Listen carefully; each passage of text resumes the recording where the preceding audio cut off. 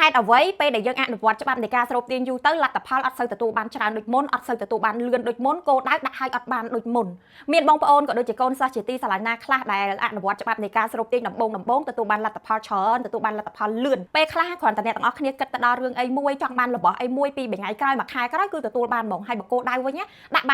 ់បានចាតែនៅពេលដែលយើងរៀនយូរទៅអនុវត្តយូរទៅលទ្ធផលបែរជាទទួលបានតិចជាងមុនគោដៅដាក់ទៅបានខ្លះអត់ខ្លះហើយបើអ្វីដែលយើងចង់បានវិញពេលខ្លះក៏បានពេលខ្លះក៏អត់អនុវត្តយូរទៅឡើងមានអារម្មណ៍សង្ស័យថាតែតើច្បាប់ស្រូបទាញមានប៉ិតមែនអត់ហេតុអីយើងអនុវត្តបានខ្លះអត់ខ្លះចឹងយើងកាន់តែរៀនយើងកាន់តែអនុវត្តយូរទៅលទ្ធផលកាន់តែតិចជាងមុនហើយនៅពេលដែលយើងអនុវត្តបានផលខ្លះអត់ខ្លះអញ្ចឹងពេលខ្លះយើងក៏ចាប់ផ្ដើមលួចគិតសង្ស័យឬក៏អស់ជំនឿទៅលើច្បាប់នៃការស្រូបទាញតែម្ដងបើនិយាយថាអស់ជំនឿបងប្អូនខ្លះអាចប្រកែកថាអត់ទេអ្នកគ្រូ HD ខ្ញុំជឿលើច្បាប់នៃការស្រូបទាញតែបើសិនជាអ្នកគ្រូ HD ប្រាប់ថាការអស់ជំនឿនឹងមិនមែនអស់ទាំងស្រុងទេតែជឿខ្លះមិនជឿខ្លះការជឿខ្លះមិនជឿខ្លះក៏ធ្វើឲ្យយើងអត់ទទួលបានលទ្ធផលច្រើននៅក្នុងជីវិតដែរអញ្ចឹងថ្ងៃនេះអ្នកគ្រូ HD នឹងមកចែករំលែកកលលឹះក៏ដូចជាតិចនិចខ្លះនៅក្នុងការអនុវត្តច្បាប់នៃការស្រូបទាញឲ្យទទួលបានលទ្ធផលច្រើនឲ្យទទួលបានលទ្ធផលលឿនពិសេសគោលដៅដាក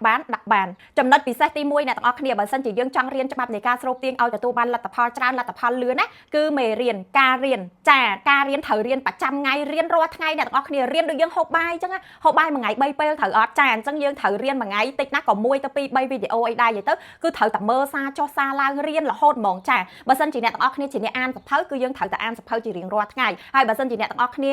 ជាអ្នកដែលមើលឬក៏រៀនច្បាប់នៃការស្រូបទាញតាម YouTube តាម Facebook ជាមួយនឹងលោកគ្រូអ្នកគ្រូណាម្នាក់អ្នកទាំងអស់គ្នាត្រូវតែតាមគាត់ឲ្យជាប់មេរៀនដដែលអ្នកទាំងអស់គ្នាត្រូវតែរៀនបើសិនជាយើងអត់រៀនយើងគិតថាអូមេរៀននឹងដដែលអូអានឹងយើងធ្លាប់រៀនហើយអូអានឹងយើងដឹងហើយយើងអត់រៀនទេអ្នកទាំងអស់គ្នានឹងកាត់បន្ថយការអនុវត្តច្បាប់នៃការស្រូបទាញអញ្ចឹងខ្ញុំចែករំលែកបទពិសោធន៍របស់ខ្ញុំផ្ទាល់ហ្មងអ្នកទាំងអស់គ្នាដោយសារតែខ្ញុំរៀនច្បាប់ស្រូបទាញយូរឆ្នាំហើយមកដល់ឥឡូវនេះគឺខ្ញុំនៅតែរៀនមេរៀនខ្លះដដែលទេនិយាយដដែលទេប៉ុន្តែយើងត្រូវតែស្ដាប់ដដែលវាដូចជាការញ៉ាំបាយអញ្ចឹងអ្នកទាំងអស់គ្នាពេលដែលយើងញ៉ាំគឺយើងឆ្អែតពេលដែលយើងឈប់ញ៉ាំគឺយើងឃ្លានហើយ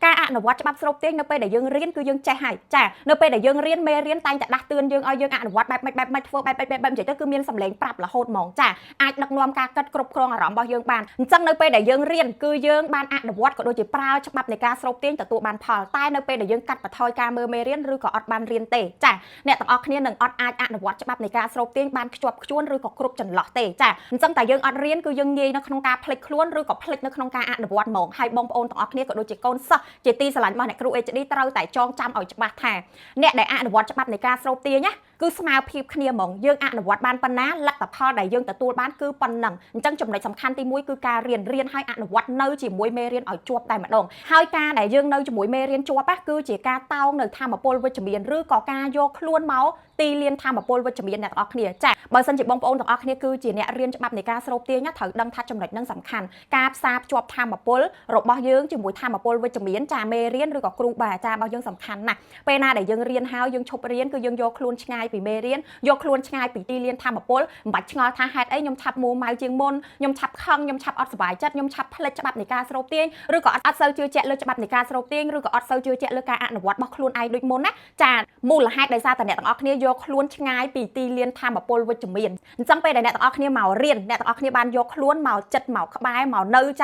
ៅជាមួយទីលានធម៌ពលតែពេលដែលអ្នកទាំងអស់គ្នាអត់បានមករៀនទេគឺអ្នកទាំងអស់គ្នាបានយកខ្លួនឃ្លាតឆ្ងាយហើយធម៌ពលវិជ្ជមានដែលអ្នកទាំងអស់គ្នាធ្លាប់បានរៀនពីមុនណាបើសិនជាបងប្អូនចាប់អារម្មណ៍នឹងដឹងខ្លួនឯងថាយើងអាចប្រើបានមួយថ្ងៃ2ថ្ងៃឬក៏ត្រឹម3ថ្ងៃទេបើយើងអត់យកខ្លួនមកមើលមេរៀនឬក៏មកទីលានធម៌ពលទេធម៌ពលវិជ្ជមានក្នុងខ្លួនរបស់យើងគឺចាប់តាមថយចុះទៅបន្តិចម្ដងរហូតដល់យើងអាចក្លាយជាមនុស្សដែលមានគំនិតច្បុកច្បល់ការគិតអវិជ្ជមានច្រើនអញ្ចឹងពេលដែលយើងចាយធម៌ពលវិជ្ជមានអស់ហើយយើងអត់មកទីលានធម៌ពលវិញអ្នកទាំងអស់គ្នានឹងក្លាយទៅជាមនុស្សធម្មតាគ្រាន់តែដឹងគ្រាន់តែមានទ្រឹស្ដីមេរៀនច្បាប់នៃការស្រូបទាញប៉ុន្តែឲ្យជឿជាក់ឲ្យអនុវត្តខ្លាំងដូចមុនអត់មានទេអញ្ចឹងនេះគឺជាមូលហេតុដែលធ្វើឲ្យយើងអនុវត្តច្បាប់នៃការស្រូបទាញដំបូងបានផលតែអនុវត្តយូរទៅអត់បានផលដោយសារតែយើងភ្លេចមើលមេរៀនភ្លេចយកខ្លួនចូលមកទីលានធម៌ពលអញ្ចឹងបើចង់អនុវត្តច្បាប់នៃការស្រូបទាញឲ្យទទួលបានលទ្ធផលច្រើនលទ្ធផលលឿនណាកុំភ្លេចត្រូវតែរៀនច្បាប់នៃការស្រូបទាញជារៀងរាល់ថ្ងៃបើចង់ឲ្យខ្លួនឯងផ្លាស់ប្ដូរជីវិតទទួលបានលទ្ធផលធំជាពិសេសហ្មងសម្រាប់គោលដៅបែបអភិនិហាអញ្ចឹងវីដេអូនេះមានតែប៉ុណ្្នឹងទេបើសិនជាបងប្អូនទាំងអស់គ្នាមានជាគំនិតយោបល់អីល្អក៏អាចចែកម្លែកនៅខាងក្រោមវីដេអូនេះបានដែរហើយបើសិនជាបងប្អូនទាំងអស់គ្នាមានជាសំណួរឬក៏ចម្ងល់អីបន្ថែមក៏អាច comment សួរនៅខាងក្រោមវីដេអូនេះបានដែរអរគុណបងប្អូនជាទីស្រឡាញ់ទាំងអស់គ្នាជម្រាបលាជួបគ្នាវីដេអូក្រោយបាយ